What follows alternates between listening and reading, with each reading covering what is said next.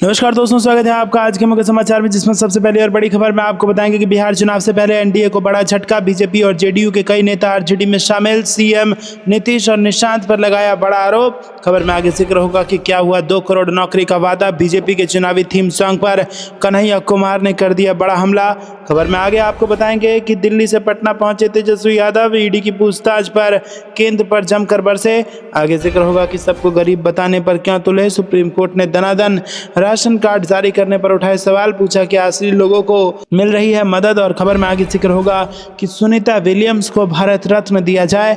ममता बनर्जी ने केंद्र सरकार से कर दी है मांग। दोस्तों, हर एक खबर की गहराई में आपको ले जाएंगे, लेकिन उससे पहले आपसे निवेदन है कि वीडियो को लाइक कीजिए और चैनल को सब्सक्राइब करके बेल आइकन दबाकर कमेंट में लिखिए जय हिंद। रुक करते हैं सबसे पहली और बड़ी खबर की तरफ। बिहार चुनाव से पहले एनडीए को बड़ा झटका। बीजेपी और जेडीयू के कई नेता आरजेडी में शामिल। सीएम नीतीश और निशांत पर लगाया बड़ा आरोप। जी हां दोस्तों, आपको बता दें कि बिहार की सियासत से एक बड़ी खबर सामने आई है। जेडीयू के 5 नेताओं ने मंगलवार को आरजेडी का दामन थाम लिया है और ये सभी नेता सीएम नीतीश के बेटे निशांत कुमार की जेडीयू में राजनीतिक एंट्री की चर्चाओं से नाराज बताए जा रहे हैं। सबसे बड़ी बात, कटिहार के काफी पुराने एक बीजेपी नेता नलिन मंडल भी बीजेपी को छोड़कर आरजेडी में शामिल हुए हैं। जी हां दोस्तों, आपको बता दें कि दरअसल राष्ट्रीय जनता दल में मिलन समारोह का आयोजन हुआ, जिसमें कटिहार के रहने वाले जेडीयू के वरिष्ठ नेता समरेंद्र कुणाल ने जिला स्तर के अन्य 4 नेताओं के साथ आरजेडी का दामन थाम लिया। रुक करते हैं अगली ब्रेकिंग न्यूज की तरफ। क्या हुआ 2 करोड़ नौकरी का वादा। बीजेपी के चुनावी थीम सॉन्ग पर कन्हैया कुमार का हमला। जी हां दोस्तों, आपको बता दें कि पश्चिम चंपारण के भीतिहरवा गांव आश्रम से चले कांग्रेस की पलायन रोको नौकरी दो यात्रा के तीसरे दिन पूर्वी चंपारण के जिला मुख्यालय स्थित पार्टी कार्यालय से झंडोत्तोलन के बाद निकली। जी दोस्तों, आपको बता दें कि युवा कांग्रेस और एनएसयूआई के राष्ट्रीय एवं राज्य स्तर के नेता भी यात्रा में चल रहे थे। पलायन रोको नौकरी दो यात्रा में शामिल कांग्रेस नेता कन्हैया कुमार ने नीतीश कुमार पर निशाना साधा। और वहीं बिहार चुनाव को लेकर मंगलवार को भाजपा द्वारा जारी किए गए चुनावी थीम सॉन्ग पर प्रतिक्रिया देते हुए कहा कि 25 साल से बिहार को चमका ही रहे हैं। दोस्तों, आपको बता दें कि उन्होंने आगे कहा कि कोविड में बिहार में चुनाव हुआ, फिर से बिहार में चुनाव होना है, लेकिन उनको नियुक्ति पत्र नहीं दिया गया। बीपीएससी अभ्यर्थियों पर बिहार पुलिस लाठी चलाने का प्रैक्टिस कर रही थी। इस देश और प्रदेश का युवा बहुत ही मुश्किल में है। हम तो सिर्फ बीजेपी को ये याद दिलाना चाहते हैं कि आपने अपने चुनावी भाषणों में 2 करोड़ नौकरी देने का वादा किया था। ऐसा ही अगर बिहार को गमकाना चमकाना चाहते हैं तो बताइए कि कितना करोड़ बिहार के लोगों को नौकरी दिए। रुक करते हैं अगली ब्रेकिंग न्यूज़ की तरफ। दिल्ली से पटना पहुंचे तेजस्वी यादव, ईडी की पूछताछ पर केंद्र सरकार पर जमकर बरसे। जी हां दोस्तों, आपको बता दें कि यहाँ पर बड़ी खबर आ रही है। रेलवे में नौकरी के बदले जमीन और फ्लैट की रजिस्ट्री कराने के मामले में तत्कालीन रेल मंत्री और आरजेडी चीफ लालू प्रसाद यादव के परिवार से ईडी पूछताछ कर रही है। पटना स्थित ईडी दफ्तर में 18 मार्च को ईडी ने लालू प्रसाद यादव की पत्नी राबड़ी देवी और बेटे तेज प्रताप यादव से पूछताछ की थी और लालू यादव से पूछताछ करने वाली है। और दोस्तों, दिल्ली से पटना लौटे तेजस्वी यादव ने इसको लेकर केंद्र की सरकार पर जोरदार हमला बोला है। तेजस्वी यादव ने कहा है कि हमने लोकसभा का चुनाव खत्म होने के बाद कहा था कि अब बीजेपी की जो टीमें हैं उनका रुख बिहार की तरफ होगा, क्योंकि बिहार में विधानसभा का चुनाव होना है और इन सब से हम लोगों को कोई फर्क पड़ने वाला नहीं है। कोई आए और जाए, ठीक है, एक कानून व्यवस्था बनी हुई है, कानून का पालन करने वाले हम लोग हैं। बुलाता है तो हम लोग जाते हैं, लेकिन इससे कुछ होना जाना नहीं है। तेजस्वी यादव ने आगे कहा कि अगर हम राजनीति में नहीं होते तो मेरे ऊपर एक भी केस नहीं होता।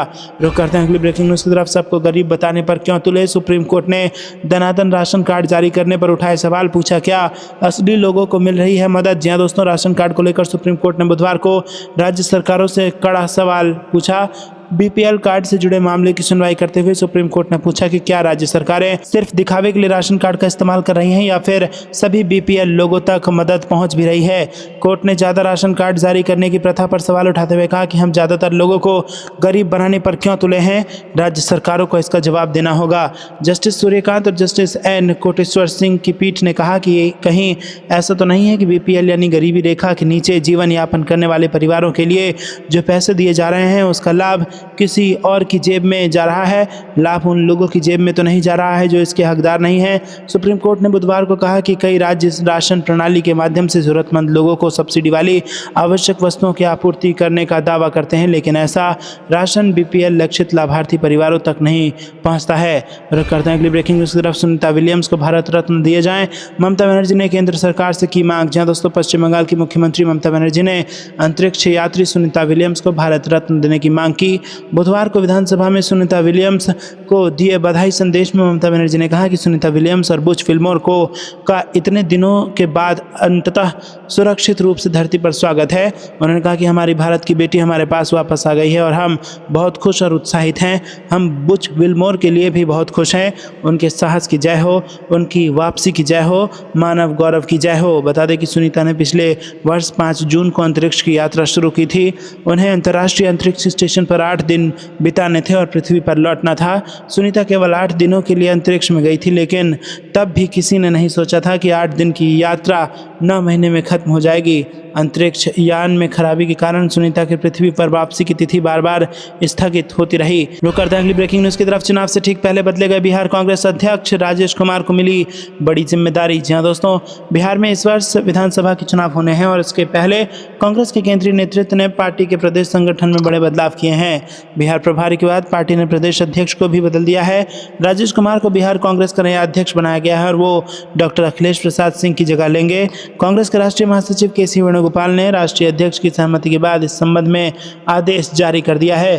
तो करते हैं अगली ब्रेकिंग न्यूज की तरफ। प्रियंका गांधी ने निर्दोष फलस्तीनियों की हत्या की निंदा की।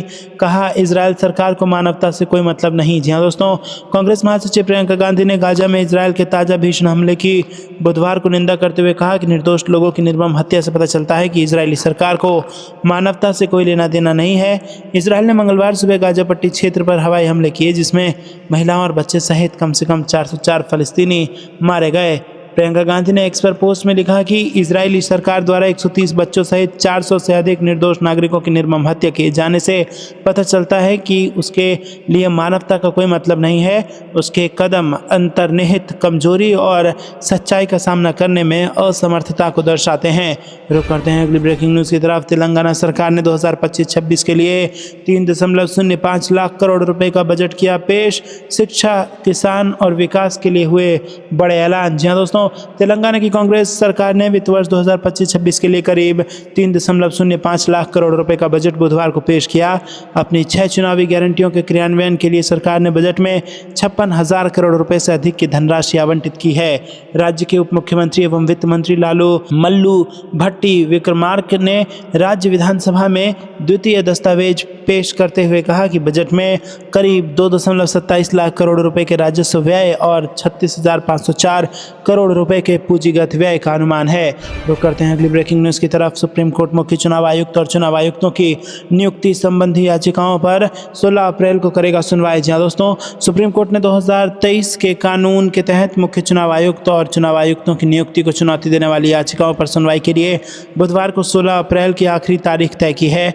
न्यायमूर्ति सूर्यकांत और न्यायमूर्ति एन कोटेश्वर सिंह की पीठ ने याचिकाओं पर सुनवाई की तारीख तय की है। इससे पहले अधिवक्ता प्रशांत भूषण ने न्यायालय में कहा कि मामला 38वें क्रमांक पर सूचीबद्ध है और इस पर सुनवाई होने की संभावना नहीं है। वकील प्रशांत भूषण ने मामले की तत्काल सुनवाई का अनुरोध करते हुए कहा कि लोकतंत्र की जड़ से जुड़ा है और ये मुद्दा 2023 के संविधान पीठ के फैसले के अंतर्गत आता है। रुक करते हैं अगली ब्रेकिंग न्यूज़ की तरफ। पश्चिम बंगाल में ओबीसी की पहचान को नया सर्वे। हाईकोर्ट के झटके के बाद ममता बनर्जी ने सुप्रीम कोर्ट से ले ली अनुमति। जी हाँ दोस्तों, पश्चिम बंगाल में 13 सालों में जारी किए गए ओबीसी प्रमाण पत्रों के मुद्दे पर घिरी ममता बनर्जी सरकार अब नए सिरे से सर्वे करेगी। राज्य सरकार ने सुप्रीम कोर्ट को सूचित किया है कि पश्चिम बंगाल में नया ओबीसी सर्वेक्षण होगा और ये काम 3 महीने में पूरा कर लिया जाएगा। रुक करते हैं अगली ब्रेकिंग न्यूज़ की तरफ। गृह मंत्री अमित शाह के अंबेडकर पर टिप्पणी मामला।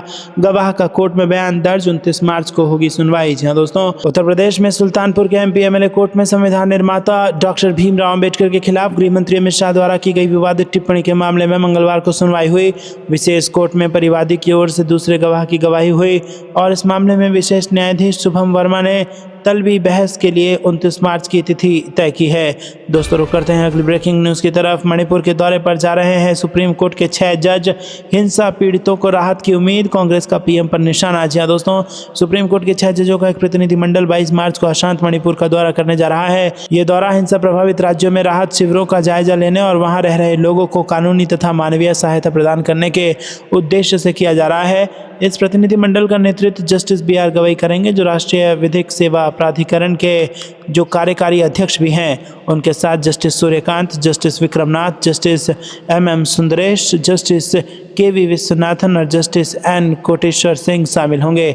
आपको क्या कुछ लगता है दोस्तों, कमेंट में जरूर बताइए। वीडियो को लाइक नहीं किया तो लाइक जरूर कीजिएगा। रुक करते हैं अगली ब्रेकिंग न्यूज की तरफ। बिहार विधानसभा चुनाव की तैयारियों में जुटी कांग्रेस, अभय दुबे को मिली बड़ी जिम्मेदारी। जी हां दोस्तों, बिहार चुनाव से पहले सोशल मीडिया पर नए अंदाज में कांग्रेस दिखेगी। महागठबंधन में मनपसंद और पर्याप्त सीटें नहीं मिलने पर आरजेडी को छोड़कर अकेले चुनाव लड़ने की तैयारी में जुटी कांग्रेस इन दिनों अपनी राजनीतिक ताकत बढ़ाने की कसरत में जुटी है। अगर सीट बंटवारे में आरजेडी ने एक तरफा फैसला नहीं लिया तो कांग्रेस साथ चुनाव लड़ेगी। अगर एक तरफा फैसला लिया तो अकेले चुनावी मैदान में उतर सकती है। बिहार विधानसभा चुनाव की तैयारियों में जुटी कांग्रेस ने चुनावी प्रबंधन की टीम बना ली है। बिहार कांग्रेस के मीडिया प्रबंधन का बेहतर संचालन करने के लिए AICC मीडिया विभाग ने फिलहाल 7 सदस्यीय टीम का गठन किया है। विधानसभा चुनाव के मद्देनजर जमीन पर अपनी सियासी सक्रियता का आगाज करने के बाद कांग्रेस ने चुनावी प्रबंधन की टीम बनाने का सिलसिला भी शुरू कर दिया है। कांग्रेस ने पार्टी प्रवक्ता अभय दुबे को बिहार चुनाव के लिए राष्ट्रीय मीडिया संयोजक नियुक्त किया है। कांग्रेस मीडिया विभाग के प्रमुख पवन खेड़ा ने बिहार चुनाव को देखते हुए ये नियुक्ति की है। रुक करते हैं अगली ब्रेकिंग न्यूज की तरफ। सीएम नीतीश कुमार से बेटे को लेकर सवाल पूछकर क्या गेम करने की तैयारी में है तेजस्वी यादव। जी हां दोस्तों, आपको बता दें कि बिहार की सियासत में इन दिनों एक नया सियासी खेल देखने को मिल रहा है, जहां विपक्ष के नेता तेजस्वी यादव बार बार मुख्यमंत्री नीतीश कुमार से उनके बेटे निशांत कुमार को लेकर सवाल उठा रहे हैं। तेजस्वी की यह रणनीति न केवल JDU को असहज कर रही है बल्कि बिहार के राजनीतिक गलियारों में भी चर्चा का विषय बन गई है। क्या ये नीतीश कुमार और उनकी पार्टी को कमजोर करने की कोशिश है या फिर अपनी पार्टी RJD को मजबूत करने की तैयारी। जहां दोस्तों, आपको बता दें कि तेजस्वी यादव पिछले कुछ समय से लगातार नीतीश कुमार से उनके इकलौते बेटे निशांत के राजनीति में आने को लेकर सवाल पूछ रहे हैं। हाल ही में उन्होंने सार्वजनिक मंचों पर यह मुद्दा उठाया और कहा कि नीतीश कुमार को स्पष्ट करना चाहिए कि क्या उनका बेटा राजनीति में कदम रखेगा। तेजस्वी ने भी दावा किया कि नीतीश कुमार अब थके हुए हैं, दिखाई दे रहे हैं और बिहार को चलाने में सक्षम नहीं है। उनका यह बयान नीतीश की उम्र और स्वास्थ्य को लेकर एक तंज के रूप में देखा जा रहा है, जिससे JDU के खेमे में हलचल मच गई है। रुक करते हैं अगली ब्रेकिंग न्यूज की तरफ। अखिलेश यादव का CM योगी पर कटाक्ष, कहा क्या 4 लाख महाकुंभ कार्यकर्ता नौकरी के लिए 144 साल करेंगे इंतजार। जी दोस्तों, समाजवादी पार्टी के प्रमुख अखिलेश यादव ने महाकुंभ में लापता हुए करीब 900 लोगों का अब तक पता नहीं चल पाने का दावा करते हुए राज्य सरकार को चुनौती दी कि वो इन लोगों के परिवारों को स्थिति से अवगत कराएं। अखिलेश यादव ने मुख्यमंत्री योगी आदित्यनाथ पर कटाक्ष करते हुए कहा कि उन्हें आश्चर्य है कि क्या सरकार के पास उन 4 लाख युवाओं को नौकरी देने की कोई योजना है जिन्हें महाकुंभ में तीर्थयात्रियों को मोटरसाइकिल पर लाने ले जाने के लिए लगाया गया था। मेरी जानकारी के मुताबिक यादव ने बीते रविवार को महोबा में कहा कि हमारी मुख्यमंत्री एक अद्भुत व्यक्ति हैं। उनका कहना है कि मोटरसाइकिल रखने वाले 4 लाख युवाओं को महाकुंभ में रोजगार मिला है और अपने बाइक से व्यवसाय की अनुमति देने के लिए कौन सा व्यावसायिक तरीका अपनाया है। इसका मतलब है कि युवाओं को 144 साल बाद नौकरी मिलेगी और इस साल आयोजित महाकुंभ को खगोलीय संरेखण के कारण 144 वर्ष बाद होने वाली एक दुर्लभ घटना कहा गया था। आदित्यनाथ ने पहले दावा किया था कि करीब 4 लाख युवाओं ने फेरी व्यवसाय की कमाई से एक नई मोटरसाइकिल की कीमत वसूल की है। रुक करते हैं अगली ब्रेकिंग न्यूज की तरफ। मतदान से जुड़े आंकड़ों के आने में नहीं होगी देरी, चुनाव आयोग ने बनाई नई व्यवस्था। जी हां दोस्तों, चुनाव के दौरान मतदान प्रतिशत के अंतिम आंकड़ों के आने में देरी पर राजनीतिक दलों की ओर से उठाए जा रहे सवालों से निपटने के लिए चुनाव आयोग ने एक अहम कदम उठाया है, जिसमें किसी भी मतदान केंद्र पर मतदाताओं की अधिकतम संख्या अब 1200 से अधिक नहीं रहेगी। आयोग ने सभी राज्यों से ऐसे मतदान केंद्रों की पहचान करने और मतदाताओं की संख्या को अधिकतम 1200 तक ही सीमित करने के निर्देश दिए हैं। आयोग का मानना है कि इससे सभी मतदान केंद्रों पर तय समय के भीतर ही मतदान समाप्त हो जाएगा और सभी के समय पर आंकड़े भी आ सकेंगे। आयोग से जुड़े उच्च पदस्थ सूत्रों की माने तो आने वाली बिहार विधानसभा चुनाव में इसे सख्ती से अमल में लाया जाएगा, ताकि चुनाव के दौरान मतदान प्रतिशत के आंकड़ों को लेकर किसी भी तरह का संदेह पैदा ना हो। और आयोग की माने तो मौजूदा समय में देश में बड़ी संख्या में ऐसे मतदान केंद्र हैं जहां मतदाताओं की संख्या 1500 या उससे भी अधिक है। रुक करते हैं अगली ब्रेकिंग न्यूज की तरफ। मायावती के घर दंदनाते घुसे NSG कमांडो, सायरन बजाती एम्बुलेंस आई बाहर। जी हां दोस्तों, आपको बता दें कि इसी आवास में मायावती की सुरक्षा में NSG कमांडो हर वक्त तैनात रहते थे। यहाँ एकाएक NSG कमांडो घुसे और एम्बुलेंस के साथ दौड़ते हुए बाहर निकले। हर कोई ये नज़ारा देखता रह गया। बहुजन समाज पार्टी में चल रही कथित अंदरूनी कलह और जिम्मेदारियों में बड़े उलटफेर के बीच मंगलवार को पार्टी सुप्रीमो मायावती के घर पर अजीब सी गहमागहमी देखी गई। बेहद सुरक्षा के बीच रहने वाले इस आवास पर सुबह एकाएक एनएसजी कमांडो का एक दल अचानक दनादन घर के अंदर एंटर हुआ और इसी घर के अंदर मायावती रहती है। सायरन बजाती हुई एम्बुलेंस इस घर के भीतर दाखिल हुई और एनएसजी कमांडो के घेरे में बाहर आई और इस दौरान यूपी पुलिस का अमला भी घर के अंदर और बाहर मौजूद था। मेडिकल टीम भी इस दौरान साथ थी और सबकी नजरें घर के गेट पर टिकी थी, क्योंकि हर कोई जानना चाहता था कि आखिर ऐसा क्या हुआ है। तो अचानक बसपा प्रमुख के घर के अंदर एनएसजी कमांडो घुसे हैं और एम्बुलेंस भी बाहर आई है। बता दें आपको दोस्तों कि एनएसजी सुरक्षा प्राप्त उत्तर प्रदेश के पूर्व मुख्यमंत्री और बसपा सुप्रीमो मायावती की सुरक्षा को जांचने के लिए मंगलवार को एनएसजी कमांडोज द्वारा उनके आवास पर मॉक ड्रिल की गई थी। रुक करते हैं अगली ब्रेकिंग न्यूज़ की तरफ। हमारी सरकार ने तेलंगाना में आरक्षण बढ़ाने का वादा निभाया, राहुल गांधी का बयान। जी हाँ दोस्तों, आपको बता दें कि पूर्व अध्यक्ष तथा लोकसभा में विपक्ष के नेता राहुल गांधी ने कहा है कि उनकी पार्टी की सरकार ने तेलंगाना में अन्य पिछड़ा वर्ग के लिए आरक्षण की सीमा की 50% की दीवार को पार कर ऐतिहासिक काम कर दिया है। श्री गांधी ने कहा कि कांग्रेस सरकार ने तेलंगाना में ओबीसी आरक्षण बढ़ाने का वादा पूरा कर दिया है। रुक करते हैं अगली ब्रेकिंग न्यूज़ की तरफ। शेयर बाजार में प्रभावित निवेशकों को राहत देने के लिए कदम उठाए सरकार, प्रमोद तिवारी का बयान। जी दोस्तों, शेयर बाजार में अप्रत्याशित गिरावट का मुद्दा मंगलवार को राज्यसभा में उठा और सरकार से बुरी तरह प्रभावित छोटे निवेशकों को राहत पहुंचाने के लिए हस्तक्षेप करने तथा कदम उठाने की मांग की गई। कांग्रेस के प्रमोद तिवारी ने शून्यकाल के दौरान सदन में ये विषय रखते हुए कहा कि शेयर बाजार में अप्रत्याशित गिरावट से 95 लाख करोड़ रुपए का नुकसान हुआ है। उन्होंने कहा कि विदेशी निवेशकों को अब भारतीय बाजार पसंद नहीं आ रहा है और उन्होंने भारी मात्रा में अपना पैसा निकाल लिया है। इससे भारतीय बाजार में 12% की गिरावट आई है और सरकार चुप्पी साधे हुए है। दोस्तों रुक करते हैं अगली ब्रेकिंग न्यूज़ की तरफ। आरएसएस मुख्यालय सीएम फडणवीस का क्षेत्र, संजय राउत का नागपुर हिंसा पर बड़ा बयान। जी हाँ दोस्तों, महाराष्ट्र के नागपुर में सोमवार की शाम भड़की हिंसा पर शिवसेना यूबीडी के सांसद संजय राउत की प्रतिक्रिया आई है।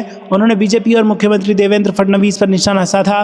संजय राउत ने कहा कि देवेंद्र फडणवीस और बीजेपी के कितने नेता नागपुर से हैं, उनकी गैंग ही दंगा करा रही है, इसमें और कोई शामिल नहीं है। औरंगजेब का डर दिखाकर ये लोग देश को खत्म करना चाहते हैं। संजय राउत ने कहा कि औरंगजेब की कब्र को हटाने की क्या जरूरत है, महाराष्ट्र सरकार ही बजरंग दल वालों की है, लोगों को क्यों भड़का रहे हैं, आपको जो चाहिए वो खुद कर लो, आप ही की तो सरकार है। रुक करते हैं अगली ब्रेकिंग न्यूज़ की तरफ। ये सरकार किसानों को ना बिजली पानी दे पा रही है और ना ही उपज का सही दाम, पूर्व सीएम गहलोत का निशाना। जी हाँ दोस्तों, राजस्थान में एमएसपी पर गेहूं खरीद को लेकर पूर्व मुख्यमंत्री अशोक गहलोत ने सरकार पर सवाल खड़े किए हैं। उन्होंने अपने सोशल मीडिया अकाउंट एक्स पर बयान जारी करते हुए भाजपा सरकार की नीतियों पर निशाना साधा। गहलोत ने लिखा कि भाजपा सरकार के कार्यकाल में किसानों को परेशान करने में कोई कसर नहीं छोड़ी जा रही है। सरसों की उपज बाजार में आ चुकी है, लेकिन अब तक एमएसपी पर सरकारी खरीद शुरू नहीं हुई है। वहीं गेहूं की कटाई अभी भी नहीं, फिर भी उसकी एमएसपी पर खरीद के लिए पंजीकरण शुरू कर दिया गया है। भाजपा ने अपने घोषणा पत्र में गेहूं की एमएसपी 2700 करने का वादा किया था, जो अब तक पूरा नहीं हुआ है और इससे पहले मूंगफली की सरकारी खरीद में भी भ्रष्टाचार की शिकायतें आई थी।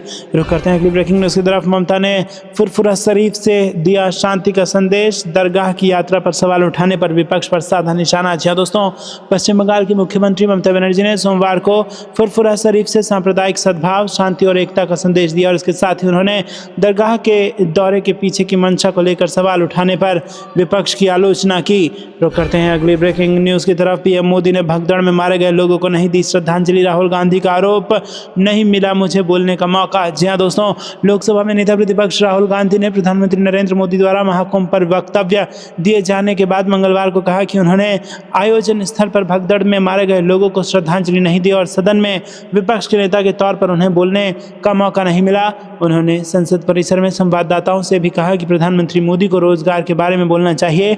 राहुल गांधी ने कहा कि प्रधानमंत्री ने जो कहा मैं उसका समर्थन करना चाह रहा था। कुंभ हमारी परंपरा, इतिहास और संस्कृति है और हमारी एक ही शिकायत है कि प्रधानमंत्री ने उन लोगों को श्रद्धांजलि नहीं दी जिन्होंने कुंभ में जान गंवाई। कुंभ की अपनी जगह है, लेकिन कुंभ में गए युवा प्रधानमंत्री से एक और चीज़ चाहते हैं और वो है रोजगार। प्रधानमंत्री को रोजगार पर भी बोलना चाहिए। उन्होंने कहा कि लोकतांत्रिक प्रक्रिया के मुताबिक सदन में विपक्ष नेता को बोलने का मौका मिलना चाहिए, लेकिन वो हमें बोलने नहीं देंगे। यही नया भारत है। कांग्रेस महासचिव प्रियंका गांधी ने कहा कि सदन में प्रधानमंत्री के वक्तव्य के बाद विपक्ष को भी बदलने देना देना चाहिए था, क्योंकि कुंभ के विषय पर विपक्ष की भी भावनाएं हैं, जिसे लेकर कोई आपत्ति नहीं होनी चाहिए, इसलिए विपक्ष को भी इस बारे में बोलने देना चाहिए था। आपको क्या कुछ लगता है दोस्तों, कमेंट में जरूर बताइए। वीडियो को लाइक नहीं किया तो लाइक जरूर कीजिएगा। रुक करते हैं अगली ब्रेकिंग न्यूज़ की तरफ। चुनाव को लेकर पूरी तरह से एक्टिव हुए कन्हैया कुमार, दे दिया सियासी हलचल तेज करने वाला बयान। जी हाँ दोस्तों, कांग्रेस के राष्ट्रीय नेता कन्हैया कुमार ने कहा है कि पलायन रोको नौकरी दो यात्रा का उद्देश्य रोजगार के मुद्दे पर सरकार से जवाबदेही मांगने के लिए है। ये लोगों को एकजुट करने और उन्हें अपनी समस्याओं के समाधान के लिए संघर्ष करने का संदेश देने का एक मंच है। उन्होंने प्रधानमंत्री की चुनावी घोषणा को याद दिलाते हुए कहा था कि हर साल 2 करोड़ बेरोजगारों को नौकरी दी जाएगी, लेकिन नौकरी देने की बात कौन कहे। जिनको नौकरी मिल गई थी उन्हें आज तक नियुक्ति पत्र नहीं दिया गया है। वो सोमवार को पलायन रोको नौकरी दो यात्रा के दूसरे दिन निजी विवाह भवन के सभागार में पत्रकारों को संबोधित कर रहे थे।